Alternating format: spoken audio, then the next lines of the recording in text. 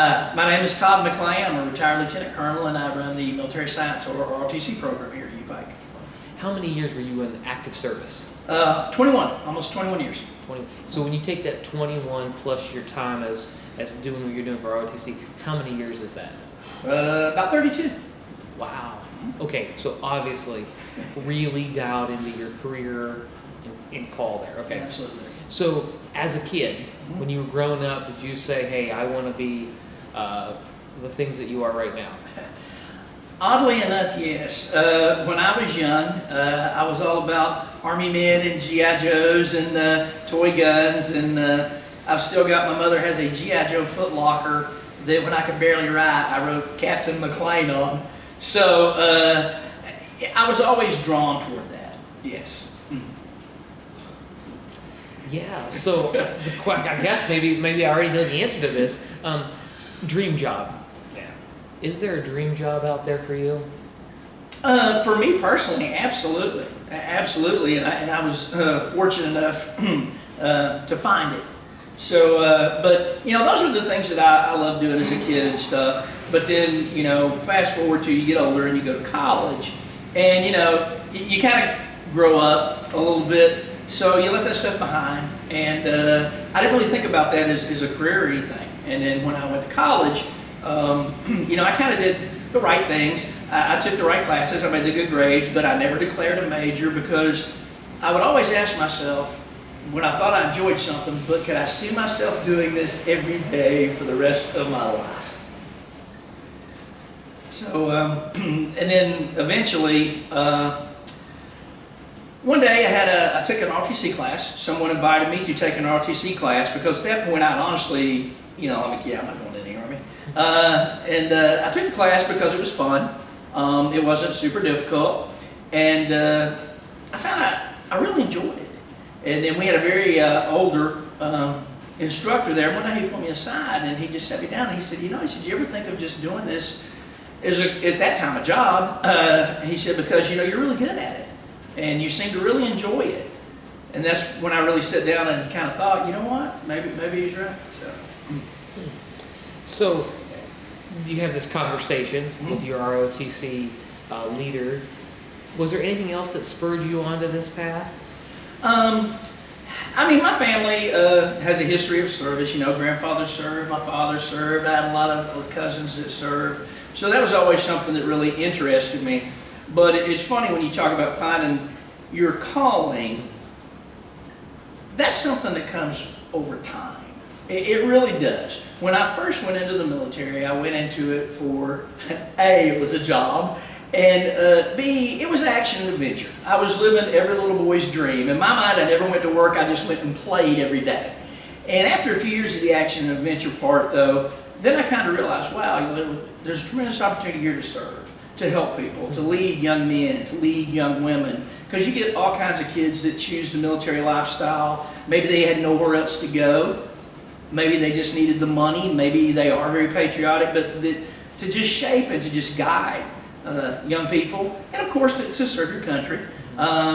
So the action adventure part, even though that was always fun, kind of slid to the back, and the opportunity to really serve and help people kind of rose to the front, and that kind of led me through to where I am today. So in one sentence, yeah, it's always a challenge. One sentence, what's your call in life? I truly think that all callings, when I talk to these kids about a calling, the difference between callings and jobs, anybody can have a job. You can work for Coca-Cola and hate Coca-Cola. You can do that, and lots of people do that. But for the calling, it's more a deep down sense of, I always say it's who you are. And I often, when I talk to people, equate it to being a minister. You know, you don't just at the end of the day, the clock blows, it's 5 o'clock, you rip off that collar and go live your life. That is who you are, 24/7. And that's kind of with me. You know, I was an officer, I was a soldier, 24/7. I still consider myself that way. So when I think of a calling, it's something that deeply fulfills you much more than the monetary side of the house, which, you know, don't get me wrong, you have to pay your bills. But it's a deep fulfilling, it is who you are and who you will always be. And you know, it's very rewarding in that aspect because you constantly see the fruits of your labor. You know, there's not a week go by that I don't have students from 15, 20 years ago call me and still, you know, ask me what I think about this or ask my advice on something. And that's pretty awesome. It's pretty rewarding to see that. So, you know, for these young kids here today that are struggling and trying to figure out what they want to do, you know, again, look to the things that fulfill you. Look to the things that bring you joy, and how can you apply that, you know, to a job or to a life skill or something that you could see yourself doing every day for the next 30 years. So, would you say that right now, what you're doing right now, aligns with your life call? Absolutely, absolutely. I'm still, you know, we get all kinds of students here from all different walks of life. And a lot of those students, believe it or not, in the course of this, I may mentor away from the military because that may not be what, you know, it turns out they were meant to do. And that's fine too. You know, you need to be where you need to be. I truly believe that God has a perfect plan for each and every person. And sometimes that plan may unfold early. Sometimes that plan may unfold later. But you just have to be open and you know, be willing to accept it and to kind of to try new things and see what that plan might be for you. You mentioned a really influential conversation with your ROTC leader. Has there been, or who has been, I guess, a really influential person on this life calling for you? Well, I mean, first and foremost, my parents. My parents were great. My parents are supportive because, you know, when everybody has a dream of their child going to the, you know, going to college and being, you know, super successful and stuff. So I deal with a lot of parents that be like, you know, I don't know if I really want my child to be in the military. But my parents were super supportive, and they always helped me and pushed me. And then I always, and I tell these kids that too, it's very important to seek out mentors all throughout your life. You know, you know, my age, as long as I've been doing this, I still have people I consider my mentors. And to seek those people out. So at different stages of your life, it's different mentors for different periods and different things. And I've just been fortunate to have some great ones throughout my career and here at the university. So even now, a person with 32 years of service in the field, you still have a mentor or mentors. Absolutely, absolutely, because, you know, things always change. And as we get older, the way these young students today see things and think of things and do things is much, much different. They are all in shock that I made it through 4 years of college without a computer or a cell phone. So, yeah, you know, there's always things to learn. There's always things that can help you grow, you know, personally.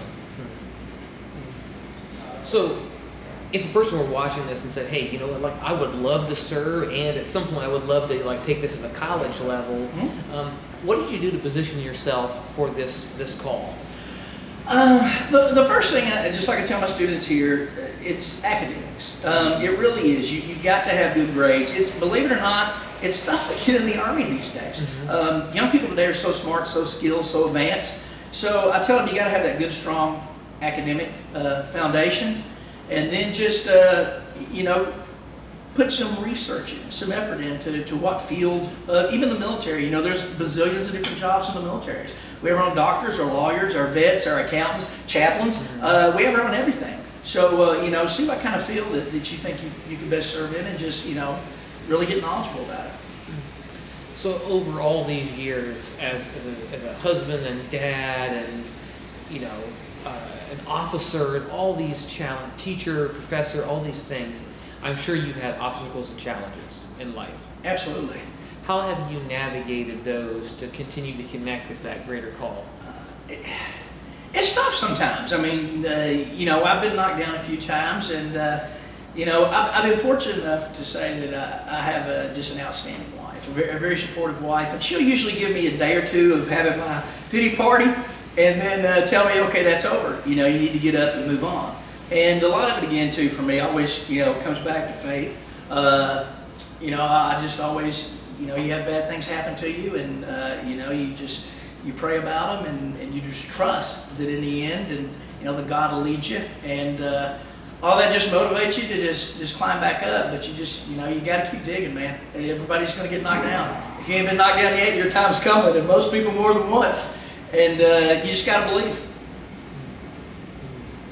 So with that sense of abiding faith, work ethic, I mean, just like grinding it out.